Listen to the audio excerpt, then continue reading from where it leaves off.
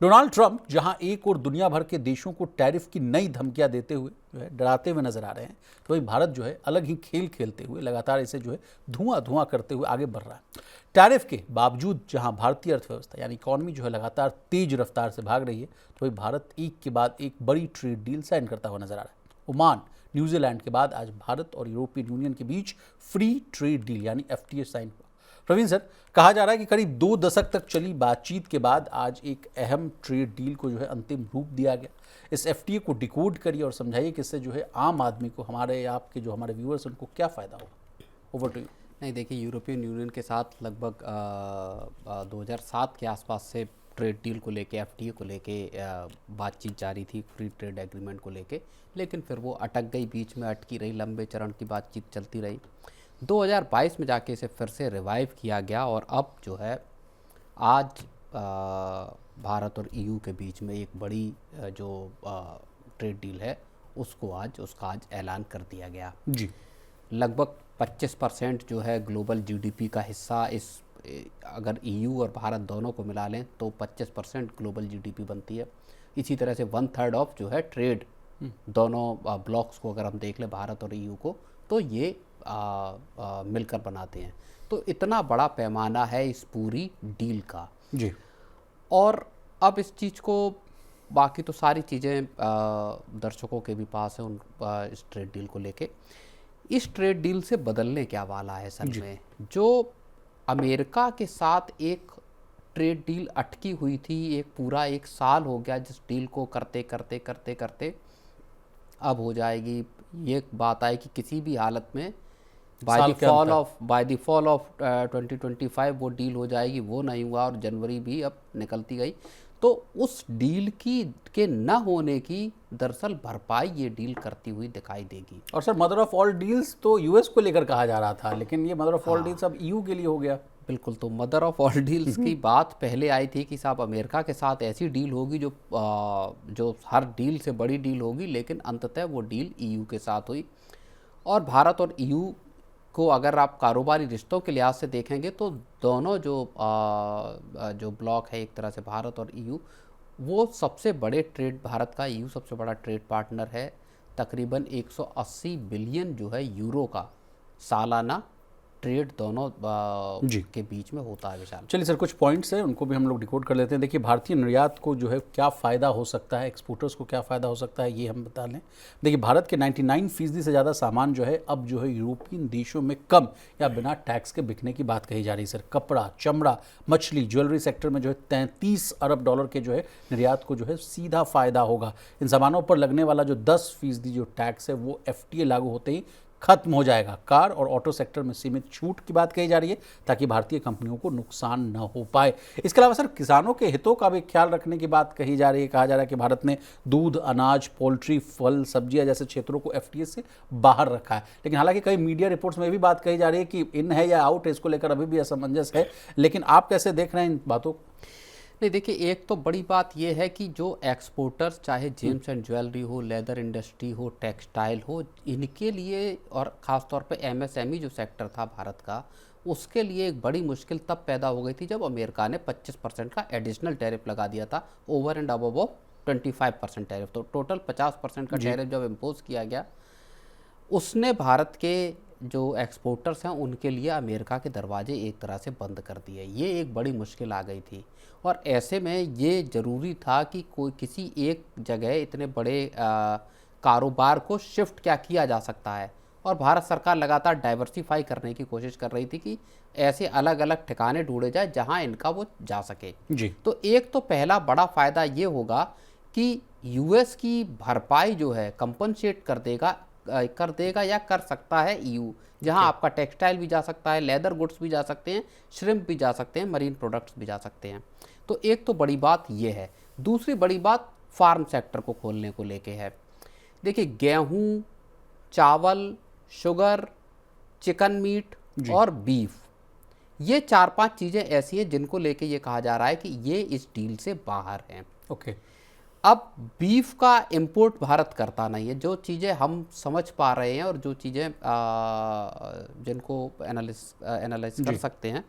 तो इसका मतलब है कि ईयू में जो वहाँ पे भी फार्म सेक्टर है, बीफ सेक्टर जो है वो वहाँ के किसानों के हिसाब से, तो ये वहाँ इंपोर्ट करने के जो ईयू में है, वहाँ मुझे लगता है कि इसको इस डील के फ्री ट्रेड एग्रीमेंट से बाहर रखा गया है। कन्फेक्शनरी, ब्रेड, इस तरह के जो प्रोसेस्ड फूड हैं उसकी भारत में एक तरह से फ्री ट्रेड एग्रीमेंट के तहत एंट्री हो जाएगी।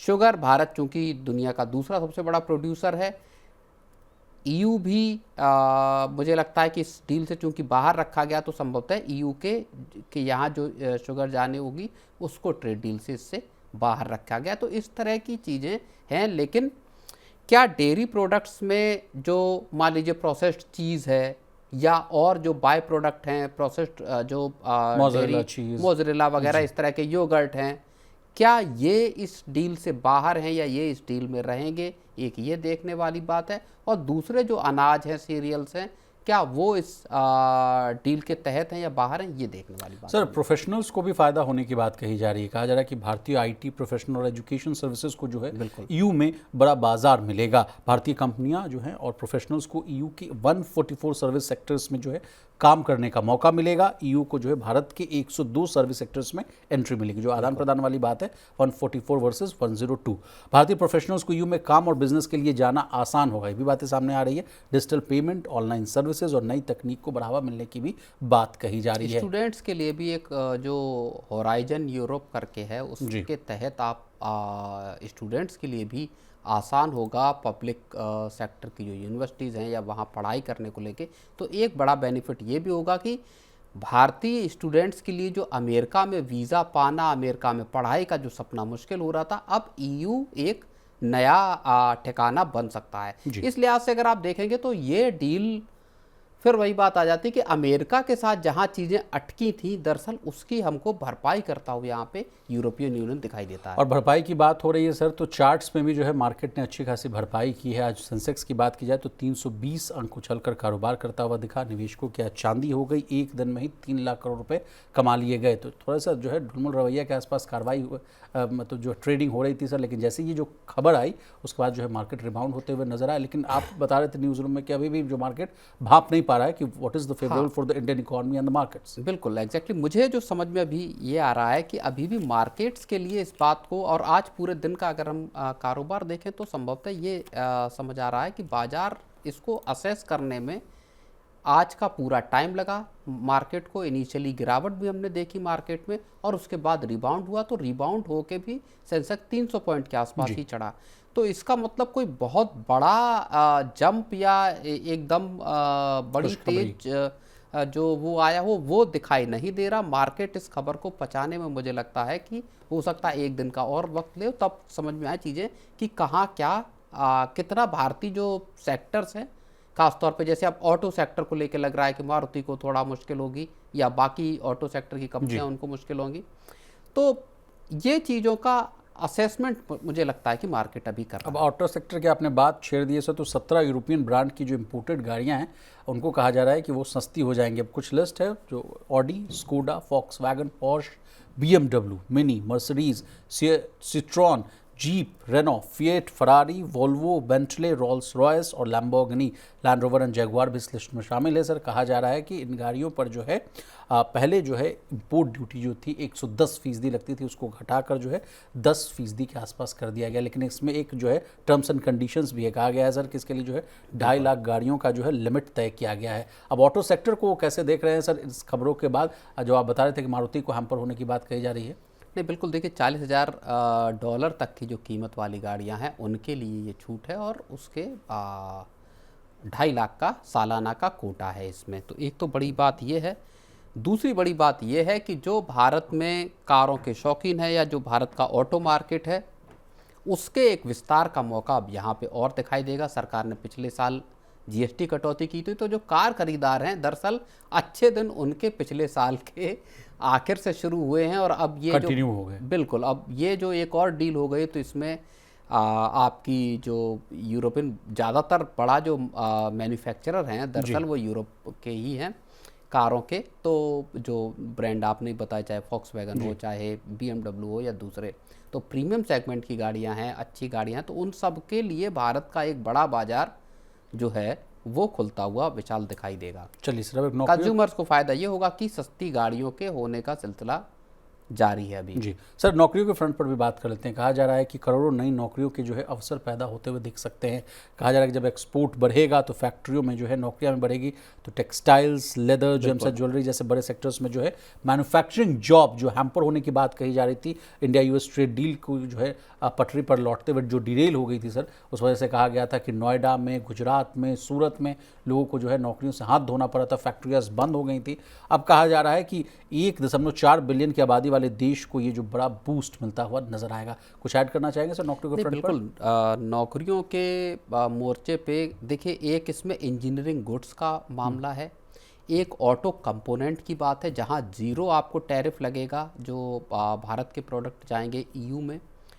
और ये जो पूरा, अगर आप ऑटो कंपोनेंट को देख लीजिए, इंजीनियरिंग गुड्स को देख लीजिए, तो यहाँ बड़े पैमाने पर, लार्ज स्केल पर यहाँ पे जॉब क्रिएशन होता है, जॉब जनरेशन होता है जी।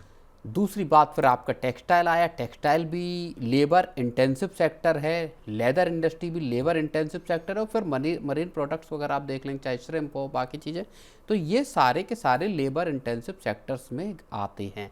ऐसे में वही बात आ जाती है कि जो झटका अमेरिका से मिला भारत को ट्रेड के मसले को लेके, वहाँ पे अब ईयू इसकी भरपाई करता हुआ दिखाई दे रहा। अगले 5 से 6 महीने में ये डील फाइनलाइज हो जाएगी, मतलब कि एनफोर्स हो जाएगी, लागू हो जाएगी, और उसका असर दिखाई देने लगेगा।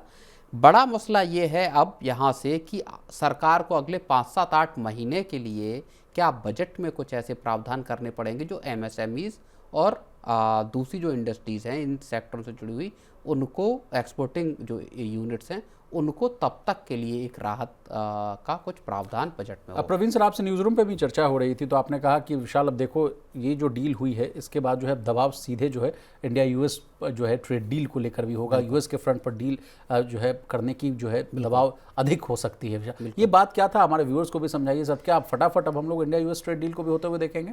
नहीं, देखिए, अमेरिका की ट्रेड डील्स फंसी हुई हैं, चाहे साउथ कोरिया के साथ देख लीजिए, चाहे दुनिया के तमाम दूसरे मुल्कों के साथ देख लीजिए। एक जो भारत और ईयू की ट्रेड डील की खासियत है, वो उस सप्लाई चेन को सुनिश्चित करने की है जो चाइना से कटी है, जो यूएस से कटती हुई दिखाई दे रही। तो भारत और ईयू के बीच में एक सप्लाई चेन का जो मसला है। अमेरिका की इस वक्त चारों तरफ मुश्किलें ही एक तरह से दिखाई अमेरिका के सामने देखती हैं। चाहे आप ईरान का मसला देख लीजिए, जहाँ पे कि अटैक की सिचुएशन है या जंग के हालात हैं, भारत के लिए एक प्रेशर का ईज ऑफ होने वाला मामला है इस पूरी डील के होने से। जो भारत के सामने मुश्किल थी कि साहब आपके एक्सपोर्टिंग यूनिट्स कहाँ जाएंगी, कहाँ सामान बेचेंगी, भारत ने इस बड़ी डील को क्लिंच करके या अचीव करके एक तरह से अपना प्रेशर निकाल दिया है। वो प्रेशर भारत का ख़त्म होता हुआ दिखाई दे रहा है। अमेरिका को अब इस डील के बाद नेगोशिएटिंग टेबल पर लाने के लिए, नेगोशिएशन के लिए लेकर तैयार करने के लिए राजी होगा। अब अमेरिका को एक तरह से मैं कहूँ तो खुद अमेरिका प्रॉम्प्ट होगा कि अब हम भारत के साथ बैठ के, क्योंकि फार्म सेक्टर हो या डेयरी सेक्टर हो, इन्हीं सेक्टरों को लेके खास तौर पे मतभेद था दोनों मुल्कों के बीच में। और जब अब भारत और ईयू के बीच बड़ी डील हो गई है, तो हो सकता है अमेरिका भी अब इस बात के लिए तैयार हो कि नहीं, अब जो चीज़ों पे सहमति है वहाँ पे हम चल के एक डील भारत के साथ करते हैं।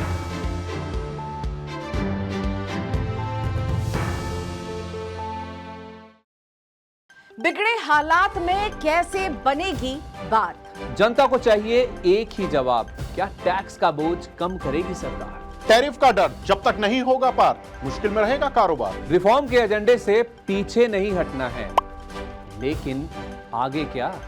सबका मिलेगा जवाब जब 1 फरवरी को पेश होगा देश का बजट। बजट 2026 का 360 डिग्री कवरेज सिर्फ मनी 9 पर। इकोनॉमी, शेयर बाजार और आपके इन्वेस्टमेंट पर क्या होगा असर, जानिए और समझिए हमारे साथ दिन भर।